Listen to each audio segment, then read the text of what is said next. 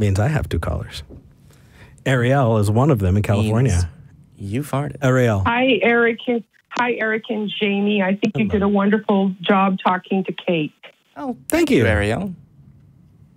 I'm a former polytheist, and in fact, I was a polytheist priestess, and can honestly say I wasted almost a half a century in service to my imaginary friends. Oh man! So, question for you. It was a waste. What was the waste? What was the cost of that?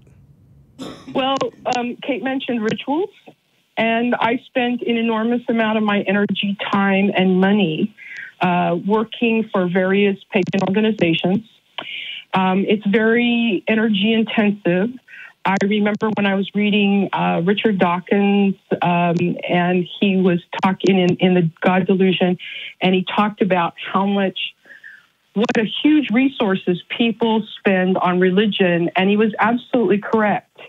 And also what you said to Kate about malicious religious code getting in happened and is happening. And it's happening more and more in the neo-pagan and heathen movements. And when I say heathen from a religious standpoint, I'm talking about the Germanic polytheist pantheons like Thor and Odin. Mm-hmm. And I have to tell you, I miss my imaginary friends terribly, but just like you said, they're not real. And I have to tell you, when I left my religion, it broke my heart. And I felt very much, I think it was Jamie that mentioned that, you mentioned that you felt like when you didn't have your rituals anymore, you felt lost. And I was completely devastated. I felt like all the ground had crumbled under my feet. And I had spent so many decades working for these organizations, and it wasn't true. You know, and you said about how you can get things wrong. I remember when 2 of our greatest leaders, one of them was Isaac Bonewitz, who started a Druid movement, and Margot Adler, who was a very famous NPR reporter, and she worshipped the Greek pantheon, and they both had cancer. And this was just a few years ago. We have a lot of people in our movement that are into alternative medicine, and they use homeopathic remedies, and they use crystals, and they put energy into stuff. Like you can take an item and put energy into it with your mind, and you send it to the person. It's sort of like a good luck charm or an amulet. Yeah. And we all prayed for them, and they died anyway. They died anyway because you couldn't do anything about the kind of cancers they had. It was too late. And I just remember asking my God, these 2 wonderful people, and they were relatively quite young, why did you just let them die? And that was the beginning. But then there were other things, too, where things were going wrong. And I actually called on another one of your ACA shows and talked about how some of the neo-Nazis have the Germanic pantheon, and they were using their religion as a reason to exclude anybody who wasn't white from their organizations and maybe even from the country, because they marched in Charlottesville. Yeah. And that was a group that's just a few miles up the road from where I live. Oh, my goodness. So I can say... So I wanted to say... Go ahead. I didn't want to cut you off, but... No, I'm just rambling on at this point. If you have any questions that you think would help other polytheists or pagans... Yeah, so... before we get into the details of that, I have to insist that you reach out to us and give us some way of contact, because they're... Oh, absolutely. And in fact, just to let you know real quick, I'm giving a talk at the Reason Center in Sacramento. This isn't a plug. This is a free thing, okay? Hey. And it's the Sacramento Free Thinkers and Non-Believers on October the 28th, Sunday, at 1 p.m. And I will be doing about a half-an-hour session where I explain to thinkers and non-believers about what my religion was and why it was the fastest growing religion in the United States for a while. And also, I'm going to take half an hour worth of questions at least, and the half an hour is going to be completely interactive, where I ask atheists and non-believers what they think about this, and I can learn from them, because for half a century, I had no clue that there was even an atheist movement. Yeah, we need to get you in the speaker series. I would... We need to do this. Thank you. Reach out. I don't know if I'll try. I'm just that sounds amazing. At this sort of thing. Well, everybody's got to start somewhere. Yeah. And reach out to us, because there's also what I was going to say is I know at least one person is doing research, and there's two people that would be interested to hear you directly on this. There's a person that did research on these groups for law enforcement that I know, that wrote a report like these. Here's these guys. Here's these hate groups. They've adopted this religious thing. He wrote it and 18 months later, he's like, "Oh my gosh, those are the guys I wrote about on the news in Charlottesville." Yeah, there's some dangerous stuff out there. It was shocking to me. I read about torture. I read about people wanting to revive human sacrifice. I don't mean literally, I mean metaphorically, but I remember crying for 3 days after that happened, and I went to those people and I said, "You can't be serious. I don't care if it is a metaphor. Yeah. This is not what we want to, we don't want to do that. We don't want." And then I began to realize it was just like all the other religions when they get extremist. Mm-hmm. Yeah, they go all hard. If you mess up the birthday cake, we're gonna burn you instead of the candles. That's when that's when your fun little ritual that you do with your friends has gone to. It's all fun and games until someone actually believes it's real.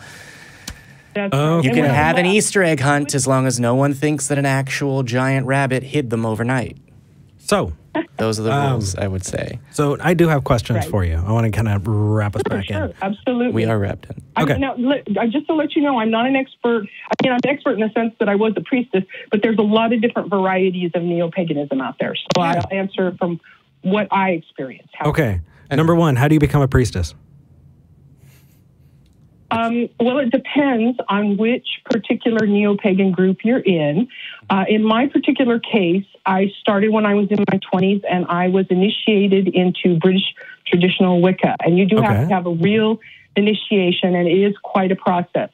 Okay. I eventually left Wicca because it just wasn't satisfying my spiritual needs. That's the other problem, is I kept going not quickly from group to group. I stay in groups for like 10, 15 years. Okay. What spiritual needs?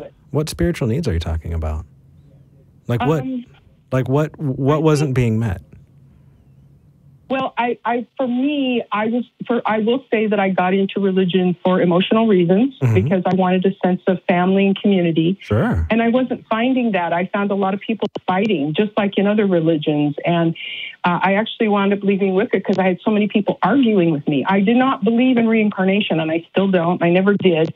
But I thought it might be possible. Like Kate, I would kind of say, well, I don't know, right? But I didn't believe it was true for me because I had no past life memories. And we had mediums in my family. So I thought, well, as a psychic, I was considered psychic. I figured, well, I could remember my past lives, but I didn't. And so I tell people I don't have a belief in reincarnation. And they would argue with me. One guy said to me, well, just because you don't believe it doesn't mean it isn't true. Oh, I heard that a lot of times. Arielle. I said, hold on. Go ahead. You said you were psychic? You thought you were psychic? I believed I was psychic. My family has mediums, and I had many, many religious and spiritual and psychic experiences. But they were not reliable, and that's why later I figured out they weren't true. That's good. Yeah. But it was shock. Actually, can you talk about the process that you went through where you figured out they weren't reliable? Yes, I can. Well, I have to tell you that for me personally, a lot of the things I did as a priestess were very, very reliable. Now I realize it was just probability, okay? So I would do magic and I would do predictions. But finally, at one point, I got into shamanism, which has become really big in both the New Age and the neo-pagan movement. And I started doing not channeling, but you do this journeying like the shamans in South America do. And our pretext for that was, I was Celtic mostly and also Germanic, but our pretext was that there were so many things in common between the historical records of the Indo-Europeans and the Native Americans that we felt that they were very similar. So we thought it was okay to do the shamanic journeying. And I started doing it with my ancestors, and I met them, and I went through them. Hold on. So this was cultural appropriation that you all had determined was okay? Damn straight. Okay, go on. Just making sure. It was awful. Yeah, I'm just trying to consolidate and make sure that we're on the same. That's what actually wound up making me leave, because what happened was this one person started to basically use me for her own business, and she had this pyramid scheme with these essential oils. And I knew her for 10 years, and I thought she was a wonderful person. But she started using me to go into these psychic journeys. And I asked these, and I was worried. There was something, there was like, there's a long story to it, but basically I got to be suspicious that there was something wrong.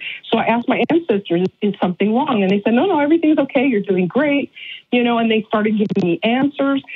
And then I found out she was using me, and also that she had done that a lot of other times with other people. And no one in the community had reported it. It's not enough that you're talking to dead people. You got to smell good, too. I know, huh? You know what? I took some of those oils, and they made me sick. Yeah, well, that's because a lot of that shit gets toxic. But I think that we're going to move on to the next call. I do want to... Actually, we were in the middle of a story. The question that I asked before Eric jumped in was, can you talk about what happened that made you realize these methods were unreliable? And you were saying that you used these methods, that your ancestors said that everything was fine. And it wasn't okay at all. Okay. It wasn't okay, and everything they told me was a lie. Hey, so when you say they told you, is this like a shaman trance, or? Right. They told me lies, and then I realized they weren't lies because those beings weren't real. And I was doing exactly what you told Kate to watch out for. I was relying on an imaginary thing that was informing my actions. And I have to tell you, my whole life, I did everything. I got married. I did my jobs. Everything was based on my religion. And none of that was real. And not only that, it didn't make me happy or anybody else happy in the long run because it wasn't true.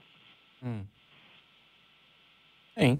And so you've said that all of your jobs were based on your religion. Yeah. What are you doing now, if you don't mind me asking? I'm retired. Yay. Ah. I'm retired, and I've discovered, just like you guys said, that the world is fantastic the way it is. Yeah. And I'm having the best time of my life. I'm working full-time as an artist, and I don't have to sell anything unless I want to. I don't have to speak unless I want to. Before, I used to, facilitate meetings at my companies, and I was always working the highest paid jobs I could get so I could put the money back into my religion. And now I just have a nice life. Thank you. Yeah. Well, here, so if you promise to reach out to us, I think we can... Well, actually, we have a call screener waiting for me to put you on hold. That way they can talk to you and get your information. Yeah. So we're going to pop you back on hold. It was good talking to you. It was good talking to you, Eric and Jamie. Yeah, nice talking to you.